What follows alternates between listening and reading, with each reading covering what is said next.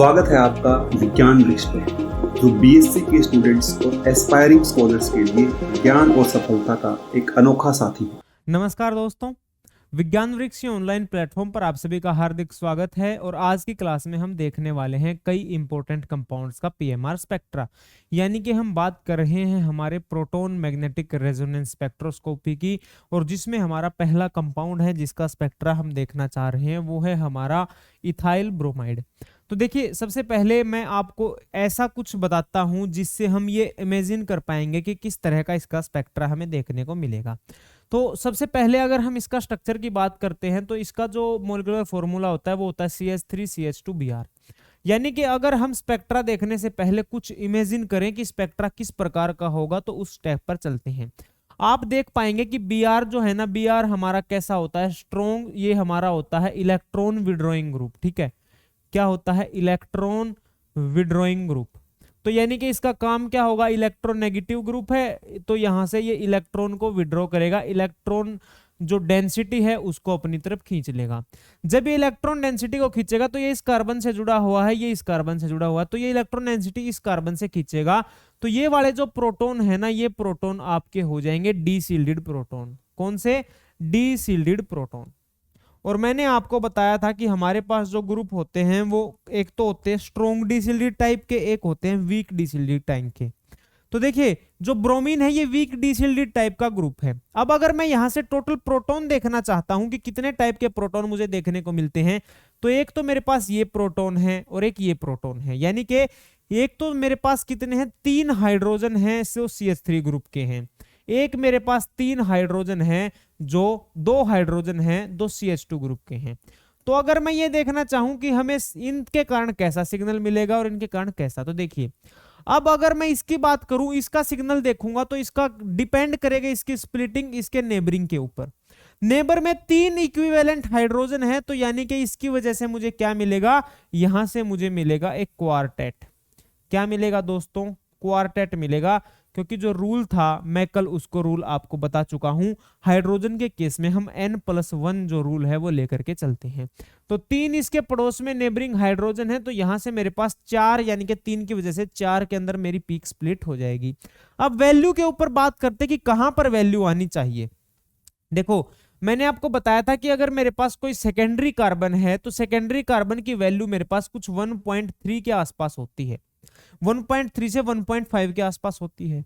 अब अगर बात करते हैं, इसके साथ आ गया वीक डीशील्डिंग ग्रुप, तो यहां से 2 का एडिशन आपने करना है और ये वैल्यू मेरे पास जो होती है 3.3 या 3.3 से 3.5 के बीच में जो है आपको वैल्यू देखने को मिलती है। तो आप यहां से जानेंगे कि इन 2 हाइड्रोजन का जब मैं सिग्नल देखूंगा तो लगभग 3.4 डेल्टा के ऊपर आपको क्या देखने को मिलेगा, एक जो क्वार्टेट है वो देखने को मिलेगा, जैसा कि आप देख रहे हैं इस सिग्नल के अंदर। 1 2 3 4 यानी कि मेरा जो एक सिग्नल था वो 4 पीक्स के अंदर स्प्लिट हो चुका है। कुछ इस प्रकार का सिनेरियो आपको देखने को मिलेगा, एक सिग्नल 4 पीक्स के अंदर स्प्लिट हो जाएगा। वैल्यू कितनी होगी, डेल्टा वैल्यू होती है मेरे पास 3.4। और ये कितने हाइड्रोजन का सिग्नल है, ये मेरे पास 2 हाइड्रोजन की वजह से सिग्नल आया है। शायद इतनी बात आपको क्लियर हो गई होगी। थोड़ा सा और आगे चलते हैं। अब हम बात करते हैं कि इन 3 हाइड्रोजन का, CH3 वाले हाइड्रोजन का हमारे पास कहां सिग्नल आएगा। तो देखिए दोस्तों, मैं जानता हूं कि जो इलेक्ट्रॉन विड्रॉइंग ग्रुप है ये जैसे इलेक्ट्रॉन विड्रॉ करता है तो ये डिस्टेंस डिपेंडेंट इसका इफेक्ट होता है। अगर हम आगे की तरफ चलते जाते हैं तो अब यहां पर जो ये इसकी बात करेंगे तो CH3 है ना, इससे जो है कम डीशील्डेड होगा। तो अब कम डीशील्डेड होगा तो लिख देता हूं CH3 इज लेस डीशील्डेड। ये कम डीशील्डेड है। और क्यों कम डीशील्डेड है, क्योंकि हमारा जो इलेक्ट्रॉन विड्रॉइंग ग्रुप है वो डिस्टेंस डिपेंडेंट है।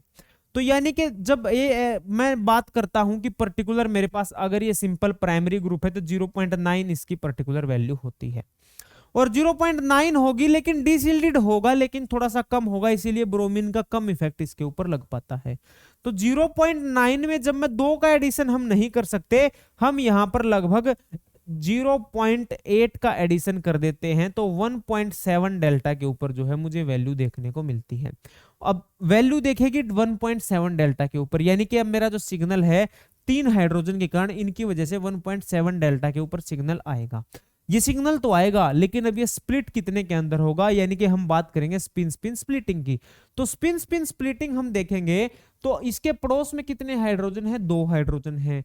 n+n रूल आपको क्या बताता है कि n+ रूल बताता है कि 2+1, यानी कि यहां हमें मिलेगा ट्रिपलेट। क्या मिलेगा, ट्रिपलेट। और जैसा कि आप देख रहे हैं, आपको एक क्वार्टेट मिल गया और एक आपको ट्रिपलेट मिल गया है।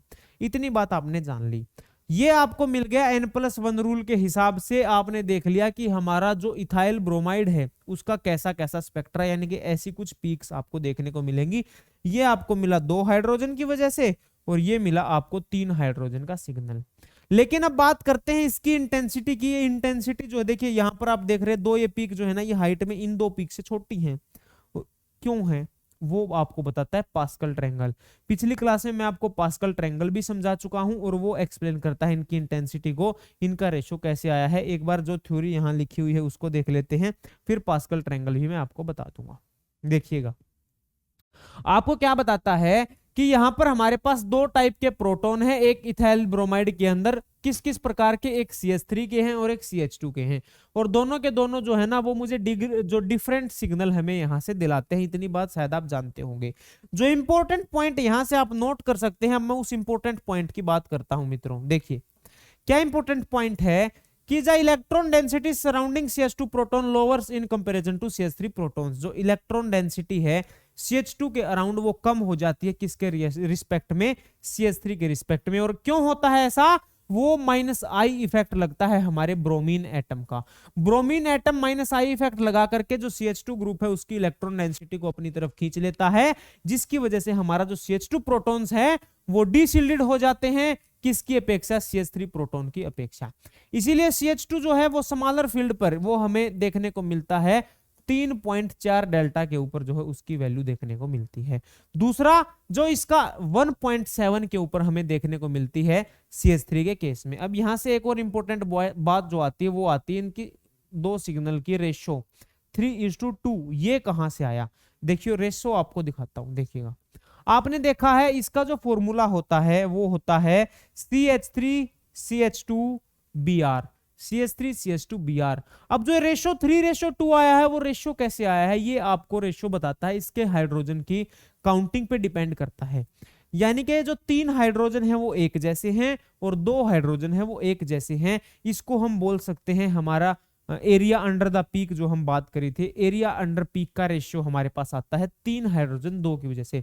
यानी कि ये जो आप सिग्नल देख रहे हैं ये 2 हाइड्रोजन की वजह से है, ये सिग्नल देख रहे हैं आप ये 3 हाइड्रोजन की वजह से है। इसीलिए जो इसका एरिया आएगा, अगर हम इस पीक का एरिया देखते हैं तो ये आता है 3, ये आता है 2, तो हम इसको बोलते हैं 3:2 जो है हमारा एरिया अंडर द पीक। इस रेशो के अंदर हमें देखने को मिलता है। थोड़ा सा आगे चलते हैं, आगे की कहानी देखते हैं। अब आपको क्या बताता है दोस्तों कि due to the presence of 2 protons on the adjacent CH2 group, 2 proton होने के कारण the signal due to methyl proton is split into 1:2:1।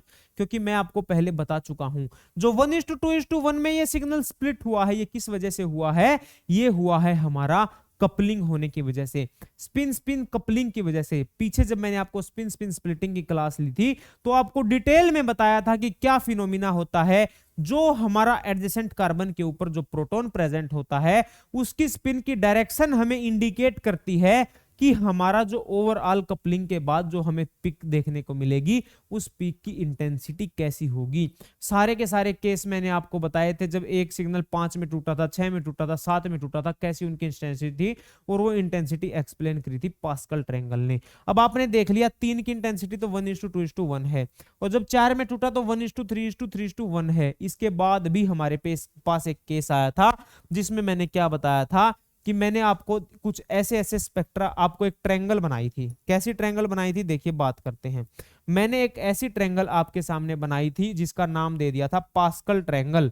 जी हाँ दोस्तों, पास्कल ट्रायंगल उसका नाम दिया था, और उसमें क्या बताया था आपको कि सबसे ऊपर हम लेते हैं 1:1, फिर अगर अगला टूट जाता है तो हम लेते हैं 1:2:1, फिर उससे अगला हम लेते हैं 1:3:3:1, उसके बाद हमने लिया था 1:4:6:4:1, उसके बाद हमने लिया था 1:5:10:1, 1:5:10:, उसके बाद क्या आएगा 10, उसके बाद फिर 10, फिर 5, फिर 1। इस तरह से जो हमारा रेशियो है वो चला था। और ये रेशियो आया कैसे था, मैंने आपको बताया था कि आप यहाँ 0 लिखेंगे, इसको ऐड करेंगे, 0 और 1 को ऐड करा 1, फिर 1 और 1 को 2, फिर 1 और 0 को 1, फिर यहाँ 0 लिख लेंगे, यहाँ 0 लिख लेंगे। तो 0 1 को ऐड करेंगे 1, 1 और 2 को 3, 2 और 1 को 3, फिर 1 और 0 को 1, फिर एक 0 यहाँ लगाएंगे, एक 0 यहाँ लगाएंगे, 1 और 0 को 1, 1 और 3 को 4, 3 और 3 को 6, 3 और 1 को 4, 1 और 0 को 1, एक 0 यहाँ लगा देंगे, एक 0 यहाँ लगा देंगे।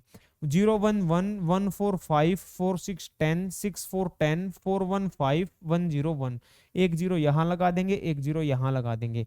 उसके बाद फिर 1, फिर रेशो 6, फिर रेशो 15, फिर रेशो 20, 15, 6 1, फिर 0 लगा देंगे, फिर 0। इसी तरह से आप देखेंगे कि यहां अगर हमारे पास आता है डबलेट, यानी कि एक सिंगल जो सिग्नल है वो 2 में टूट गया, तो डबलेट की इंटेंसिटी आपके पास आती है 1:1। उसके बाद हम बात करते हैं दूसरे की, जब 3 में टूटा यानी कि ट्रिपलेट। ट्रिपलेट के केस में क्या रेशियो आया 1:2, ट्रिपलेट 1:2:1। जब हमारा क्वार्टेट बन गया दोस्तों, तो उस केस में क्या रेशियो आया 1:3:3:1। ऐसे ही अब आगे आपके सामने केस आएगा जहां हमारे पास ये रेशियो भी आता है। उसके बाद एक और केस बताऊंगा जहां ये रेशियो भी आएगा। तो अब आप ये हाइट देखेंगे ना कि अगर 1:2:1 है तो 1, तो दूसरा इसके डबल होगा, और फिर ऐसे ही आ गया 1:2:1। लेकिन 1:3:2 की बात करेंगे तो 3 गुना ऊंचे 2 होंगे, और उसके बाद फिर ऐसे हमारे पास पीक आएंगी। और जब ये देखेंगे तो इतनी हाइट का डिफरेंस हमें यहाँ देखने को मिलेगा। ये हमें बताता है पास्कल ट्रायंगल। इसके बाद आपको लास्ट पॉइंट देखने को मिलता है कि it is found that the spacing of peak that is coupling constant with in the 3 line of triplet and 4 line of quartet is same and equal to 7 hertz. कैसे आई ये बताता हूं। कपलिंग कांस्टेंट क्या होता है? कपलिंग कांस्टेंट मैंने आपको पिछली क्लास के अंदर बताया था दोस्तों कि coupling constant is the distance between the 2 adjacent peaks of A signal.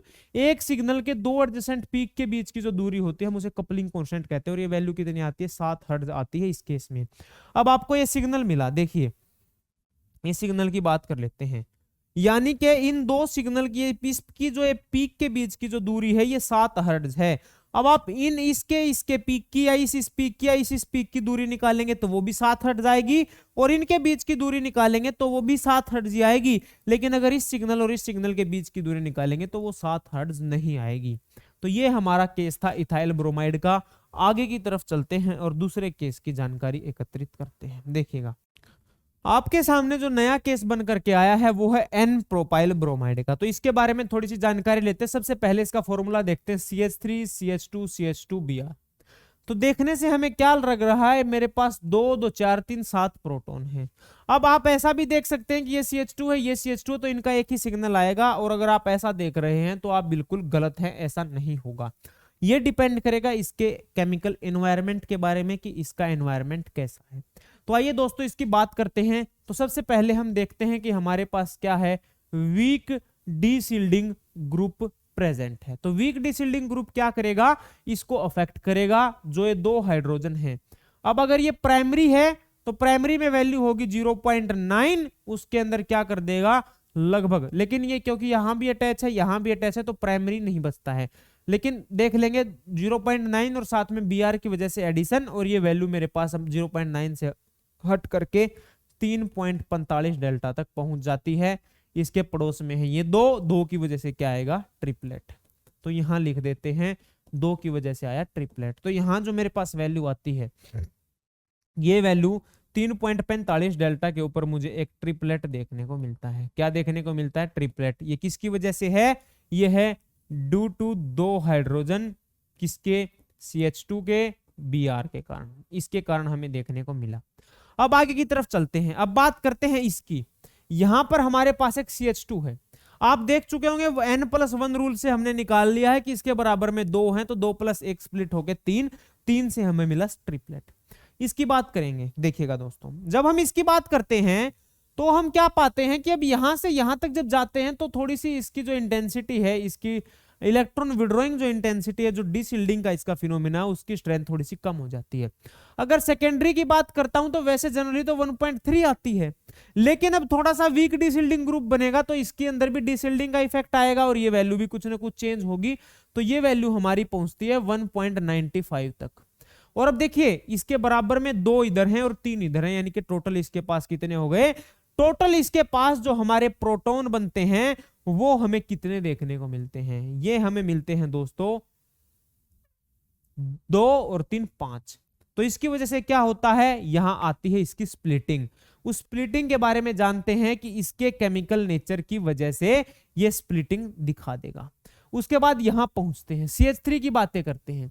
CH3 के केस में हम क्या देखते हैं कि यहां इसके बराबर में फिर से 2 हैं, 2 की वजह से यानी कि 2 + 1 1, और फिर से क्या मिला? ट्रिपलेट।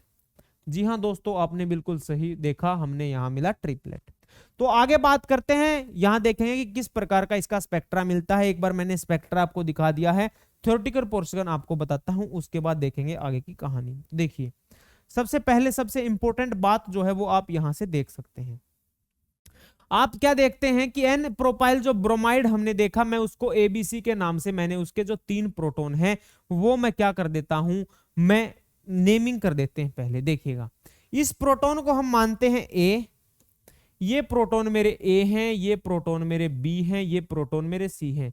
ऐसा इसलिए मानना है क्योंकि अब CH2 2 हैं, जिसके बारे में आपको कई बार, आपको अगर इसके बारे में बताऊंगा तो आप समझेंगे इस वाले की बात हो रही है, या इसके बारे में बता रहा हूं तो आप समझेंगे इसकी बात हो रही है, तो आप थोड़ा सा कंफ्यूज हो जाएंगे। उसी कंफ्यूजन को दूर करने के लिए हमने इसकी नेमिंग ले ली है। तो अगर आप देख रहे हैं इसकी, तो ये हमारा C के वजह से है, ये जो है हमारा B की वजह से है। देखिएगा अब 1.9 पॉइंट पर देखा है ना, तो यहां पर हमें क्या मिलेगा, मैं लिख देता हूं 2 3 5 5 और 1 6, यानी कि यहां हमें मिलेगा सेक्सटेट। सेक्सटेट, ठीक है ना? तो सेक्सटेट मिलेगा, और सेक्सटेट की वैल्यू अभी हम बात कर ली हमने 1.95 डेल्टा के ऊपर। इसकी बात करी थी तो ये डेल्टा वैल्यू थी, और क्या मिला था? 3 के बराबर में 2 है, तो यहां से फिर हमें मिलता है ट्रिपलेट। तो इतनी बात हम कर चुके हैं। देखिएगा अब आगे चलते हैं। ABC हमने देखा, C की वजह से हमारे पास आया ट्रिपलेट, B की वजह से सेक्सटेट, और A की वजह से मेरे पास आया ट्रिपलेट। देखिएगा क्या बताता है कि हमने रेशो देख लिया 3:2:2 का, इसके अंदर रेशो हमें देखने को मिलता है। किस वजह से? क्योंकि CH3 CH2 CH2 है, यानी कि 3 हाइड्रोजन 2 हाइड्रोजन 2 हाइड्रोजन। आगे हमें क्या बताता है? हमें बताता है कि -I इफेक्ट होता है Br एटम का, और C जो प्रोटॉन है वो सबसे ज्यादा उसके इफेक्ट में आते हैं, जिसकी वजह से सबसे ज्यादा डीसिल्डेड हो जाते हैं, और डीसिल्डेड होते हैं तो 3.45 डेल्टा वैल्यू के ऊपर एब्जॉर्प्शन दिखाते हैं। इतनी बात आप जान चुके हैं। आगे बताता है कि जो हमारा -I इफेक्ट है वो डिस्टेंस डिपेंडेंट होने की वजह से अपना प्रभाव जो है वो नहीं दिखा पाता दूसरे CH2 यानी कि B के पास जो मेरे CH2 हैं उन तक, इसीलिए उसके ऊपर थोड़ा इफेक्ट पड़ता है, और 1.95 के ऊपर हमें उनका देखने को मिलता है।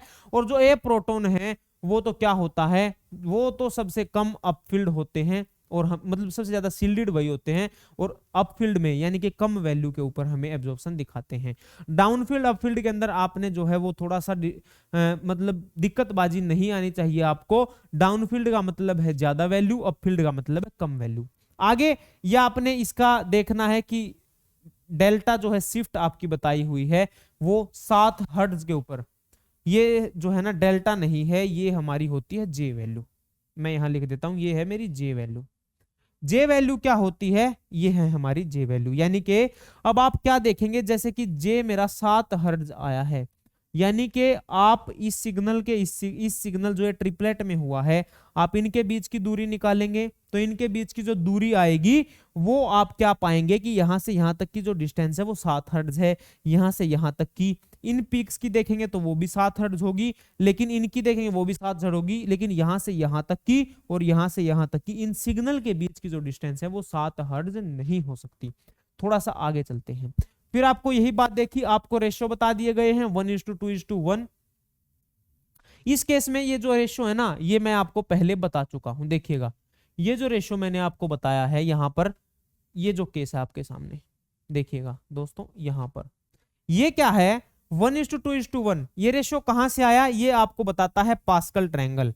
और पास्कल ट्रायंगल अगर आप जानते हैं तो आप सारी चीजों को जो है ना वो देख चुके हैं, ये सारी चीजें आपने जान ली हैं। तो आपके सामने क्या आता है, आपके सामने आता है ये सिग्नल कुछ इस प्रकार से। मैं इनको एक बार आपके सामने ठीक कर देता हूं, ये देखिएगा फिर आपके सामने किस प्रकार का जो सिनेरियो है वो बनता है। तो यहां से जो मैं ये बीच वाले सिग्नल की बात कर रहा हूं, इनके रेशियो को थोड़ा सा देखते हैं। इनके रेशियो की जानकारी जो आपने लेनी है, तो देखिएगा आपके सामने इसका रेशियो 1:2:1 आया है, जो मैंने पास्कल ट्रायंगल से निकाल लिया। अब आपको यहां 1, 2, 3, 4, 5 और 6 पीक दिख रही होंगी। ये 6 पीक क्या है? ये हमारा सेक्सटेट है। ये जो आगे की 3 पीक हैं, ये हमारा ट्रिपलेट है। ये 3 जो है आप यहां से देख चुके हैं, इनके बीच की वैल्यू आपने निकाल ली है।